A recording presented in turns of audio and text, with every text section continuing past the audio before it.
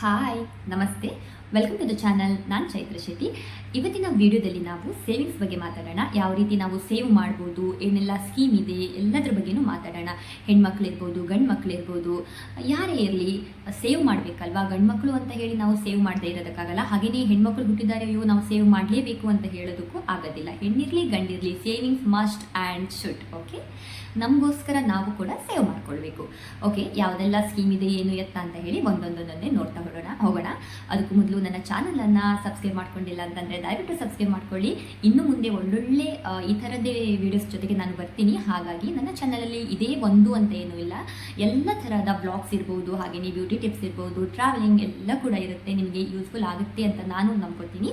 ಹಾಗಾಗಿ ಓಕೆ, ಈಗ ವಿಡಿಯೋನ ಸ್ಟಾರ್ಟ್ ಮಾಡೋಣ. ಮೊದಲಿಗೆ ನಾವು ಯಾವ ರೀತಿ ಸೇವಿಂಗ್ಸ್ ಮಾಡ್ಬೋದು ಅಂತ ಅಂದರೆ, ಒಂದು ಆರ್ ಡಿ ಫಾರ್ಮಲ್ಲಿ ಸೇವ್ ಮಾಡ್ಬೋದು. ಮಂತ್ಲಿ ಇಂತಿಷ್ಟು ಪರ್ಸೆಂಟೇಜ್ ಅಂತ ಕೊಡ್ತಾರಲ್ವ, 6% ಅದು ಸ್ಟಾರ್ಟ್ ಆಗುತ್ತೆ. ಮೇ ಬಿ 7 ಇರ್ಬೋದು, 8, 9 ತನಕ ಕೊಡ್ಬೋದು. ಕೆಲವೊಂದು ಸೊಸೈಟಿಯಲ್ಲಿ ಕೊಡ್ತಾರೆ. ಹಾಗಾಗಿ ನೀವು 1 ಇಯರಿಗೆ ಇಟ್ಕೊಂಡ್ರು ಒಳ್ಳೆಯದು, 2 ಇಯರ್ ಇಲ್ಲ 3 ಇಯರ್ ಇಲ್ಲ 5 ಇಯರ್.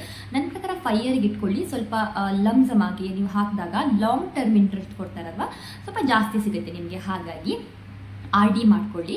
ಇವಾಗಿನ ಸ್ಕೀಮ್ ಪ್ರಕಾರ ಗೌರ್ಮೆಂಟ್ ಸ್ಕೀಮ್ ಅಲ್ವಾ ಇದು. ಹೆಣ್ಮಕ್ಳು 2 ಮಕ್ಕಳಿದ್ರೆ ಒಂದು ಫ್ಯಾಮಿಲಿಯಲ್ಲಿ, 1 ಇರಲಿ 2 ಇರಲಿ, 2 ಮಕ್ಕಳ ತನಕನೂ ನೀವು ಪೋಸ್ಟ್ ಆಫೀಸಲ್ಲಿ ಸುಕನ್ಯನ ಹಾಕ್ಬೋದು. ಸೊ ಇದನ್ನು ಮಾಡಿ, ನಾನು ಮಾಡಿದ್ದೀನಿ, ತುಂಬಾ ಒಳ್ಳೆಯದಿದು. ಯಾಕಂತಂದರೆ ಸೇಫ್ಟಿ ಕೂಡ, ಹಾಗೆಯೇ ಸ್ವಲ್ಪ ಜಾಸ್ತಿನೇ ಇಂಟ್ರೆಸ್ಟ್ ಕೊಡ್ತಾರೆ. ಹಾಗಾಗಿ ನನಗೆ ಎಕ್ಸಾಕ್ಟಾಗಿ ಎಷ್ಟು ಅಂತ ನೆನಪಿಲ್ಲ, ಬಟ್ 7 to 8 ಒಳಗಡೆ ಇದೆ. ಸೊ ಹಾಗಾಗಿ ತುಂಬಾ ಚೆನ್ನಾಗಿರುತ್ತೆ. ಯಾಕಂದರೆ ನೀವು 15-18 ಮಂತ್ ತನಕ ಹಾಕ್ತಾ ಹೋಗಬೇಕು.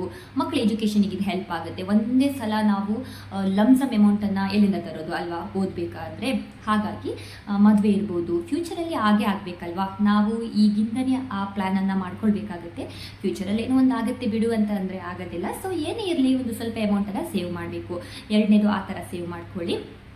ಮತ್ತು ಏನಂತ ಅಂದರೆ, ಇವಾಗ ನಿಮ್ಮದು ಮ್ಯಾರೇಜ್ ಆ್ಯನಿವರ್ಸರಿ ಇದ್ದರೆ, ಅಥವಾ ಏನಾದರೂ ನಿಮ್ಮದು ಮೇನ್ ಥಿಂಗ್ ಬರ್ಡೇ ಇರ್ಬೋದು, ಏನೇ ಇದ್ರೂ ಕೂಡ ಒಂದು ಸ್ವಲ್ಪ ಅಮೌಂಟನ್ನು ಸೇವ್ ಮಾಡಿರೋದು. ಗಿಫ್ಟ್ ಅಂತ ಅಂದರೆ ಒಂದು ಬಾಂಡನ್ನು ಕೊಡೋದು, ಈ ರೀತಿ ಎಲ್ಲ ನೀವು ನಿಮ್ಮ ಲೈಫಲ್ಲಿ ಒಂದೊಂದು ಪ್ಲ್ಯಾನ್ ಮಾಡಿಕೊಂಡ್ರೆ ತುಂಬ ಒಳ್ಳೆಯದಲ್ವಾ ನನ್ನ ಪ್ರಕಾರ. ಯಾಕಂದರೆ ನಾನು ಅದೇ ರೀತಿ ಮಾಡ್ತೀನಿ.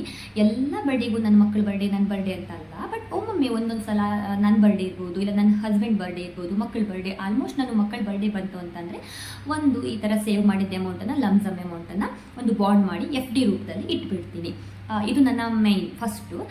ಈ ಥರ ಸೇವ್ ಮಾಡ್ಕೊತೀನಿ ನಾನು. ಹಾಗೆಯೇ ನಿಮ್ಮ ಹತ್ರ ಸ್ವಲ್ಪ ಜಾಸ್ತಿ ಅಮೌಂಟ್ ಇತ್ತು ಅಂದರೆ ಸೇವಿಂಗ್ಸಲ್ಲಿ ಹಾಕ್ಬೋದು. ಅಲ್ಲೂ ಕೂಡ 4% ಕೊಡ್ತಾರೆ. ಏನಾದರೂ ನಿಮಗೆ ಅನಿವಾರ್ಯ ಆಯಿತು ಅಂತ ಅಂದರೆ ಅಲ್ಲಿಂದ ನೀವು ಅದನ್ನು ತಗೋಬೋದು ಅಲ್ವಾ. ಹಾಗಾಗಿ RD ಆಯಿತು, ಸೇವಿಂಗ್ಸ್ ಆಯಿತು. ಒಂದು ಅಂತಂದರೆ FD ಅಂತ ಇರುತ್ತಲ್ವ, FDಯಲ್ಲೂ ಕೂಡ ಒಂದು ಪರ್ಸೆಂಟೇಜ್ ಅಂತ ಕೊಡ್ತಾರೆ. ನೀವು ಒಂದ್ಸಲ 10,000 ಇಟ್ರಿ ಅಂತ ಅಂದರೆ ಒಂದು 8% ಕೊಡ್ತಾರೆ. 800 ತನಕ ನಿಮಗೆ ಸಿಗುತ್ತೆ ಅಲ್ವಾ ವರ್ಷದಕ್ಕೆ. ಸುಮ್ಮನೆ ಆ 10,000 ನಮ್ಮ ಮನೇಲಿ ಇಟ್ಕೊಂಡ್ಬಿಟ್ರೆ ಅದು ಸಿಗೋದಿಲ್ಲ. ಸೊ ಹಾಗಾಗಿ ಲಮ್ಸಮ್ ಅಮೌಂಟ್ ಇಟ್ಟಾಗ ತುಂಬ ಜಾಸ್ತಿ ಸಿಗುತ್ತೆ. ಸೊ ಎಲ್ಲಿ ನಿಮಗೆ ಸೇಫ್ಟಿ ಅನ್ಸುತ್ತೋ ಅಲ್ಲಿ ಇಡಿ. ಸೊಸೈಟಿ ಇರುತ್ತೆ, ಇವಾಗೆಲ್ಲ ಕೋಆಪರೇಟಿವ್ ಸೊಸೈಟಿ ಇರುತ್ತೆ. ಸೊ ನೀವು ಯಾವ ಥರ ವ್ಯವಹಾರ ಮಾಡ್ತಾರೆ, ಇವಾಗಂತೂ ಎಲ್ಲ ಕೂಡ ಬ್ಯಾಂಕ್ ಥ್ರೂನೇ ಆಗುತ್ತೆ ಅಲ್ವಾ. ಹಾಗಾಗಿ ಈ ಥರ ಎಲ್ಲ ಸ್ಕೀಮನ್ನು ನೀವು ಮಾಡಿ. ಹಾಗೆಯೇ ಚಿನ್ನ ಸ್ಕೀಮ್ ಅಂತ ಬರುತ್ತೆ ನೋಡಿ, ಆ ಸ್ಕೀಮ್ ಹಾಕೊಳ್ಳಿ. ಯಾವತ್ತಾದರೂ ಏನಾದರೂ ನಿಮಗೆ ಚಿನ್ನ ತೊಗೋಬೇಕು ಅಂತ ಅಂದಾಗ ತೊಗೊಳ್ಳೇಬೇಕಾಗುತ್ತೆ. ನೀವು ನೋಡಿ, ಈಗ ಸ್ಕೀಮ್ ಹಾಕೊಂಡ್ಬಿಟ್ರೆ ಏನಾಗುತ್ತೆ ಅಂತಂದರೆ, ನೀವು ಏನಾದರೂ ಒಂದು ತೊಗೊಳ್ಳೇಬೇಕಾಗುತ್ತೆ. ಒಂದು 5,000 ಸಾವಿರ ಹಾಕ್ತೀರಾ ಅಂತ ಅಂದರೆ ಅದು ಲಮ್ಸಮ್ ಆಗಿ 11 ಮಂತ್ ತನಕ ಕಟ್ಟಬೇಕಾಗುತ್ತೇನೋ. ಒಂದು ಲಾಸ್ಟ್ ಮಂತಲ್ಲಿ ಅವರು ನೀವು ಹಾಕಿರೋದಕ್ಕೆ ಅದು ಹಾಕಿ ಸೇರಿಸಿ ಕೊಡ್ತಾರೆ 1 ಮಂತಿಂದ. ಸೊ ಅವಾಗ ನೀವು ಗೋಲ್ಡ್ ತೆಗೆದ್ರೆ ಅದರಿಂದ ನಿಮ್ಗೆ ಗೋಲ್ಡು ಮನೆಗೆ ಬಂದಾಗತ್ತಲ್ವಾ. ಅಂತ ಹೇಳಿರ್ತದಲ್ವ, LIC ಕೂಡ ಹಾಕೋಬಹುದು. ನಾವು ಅಂದ್ಕೊಂತೀವಿ LIC ಡೆಡ್ಡು ಹಾಗೆ ಹೀಗೆ ಅಂತ. ಏನೇ ಡೆಡ್ ಇರಲಿ, ಏನೇ ಇರಲಿ, LIC ಡೆಡ್ ಅಲ್ಲ. ಆ್ಯಕ್ಚುಲಿ ನಿಮಗೆ ಲೈಫ್ಗೆ ಅದು ಏನೋ ಒಂದು ಸೆಕ್ಯೂರ್ ಅಂತಲೇ ಹೇಳ್ಬೋದು. ಸೊ ಅದನ್ನು ಮಾಡ್ಕೊಳ್ಬೇಕು ನಾವು. ಎಲ್ಲ ಕೂಡ ಸೇವಿಂಗ್ಸನ್ನು ಖಂಡಿತವಾಗ್ಲೂ ಮಾಡ್ಕೊಳ್ಬೇಕು. ನಮ್ಮ ಕೈಲಿ ಎಷ್ಟಾಗುತ್ತೋ ಅಷ್ಟು. ನಾವು ಒಂದು 10 ರೂಪಾಯಿ ದುಡಿತೀವಿ ಅಂತಂದರೆ, ಒಂದು ಹೆಚ್ಚು ಅಂತಂದರೆ ಒಂದು 4 ರೂಪಾಯಿ ಸೇವ್ ಮಾಡೋದ್ರ ಬಗ್ಗೆನೇ ಆಲೋಚನೆ ಮಾಡಬೇಕು. ಉಳಿದನ್ನು ನಾವು ಖರ್ಚು ಮಾಡಬೇಕು, ಲೈಫಲ್ಲಿ ಎಂಜಾಯ್ ಮಾಡಬೇಕು, ಎಲ್ಲ ಕೂಡ ಮಾಡಬೇಕು. ಹಾಗೆಯೇ ಫ್ಯೂಚರ್ ಪ್ಲ್ಯಾನನ್ನು ಖಂಡಿತವಾಗ್ಲೂ ಮಾಡ್ಕೊಳ್ಬೇಕು.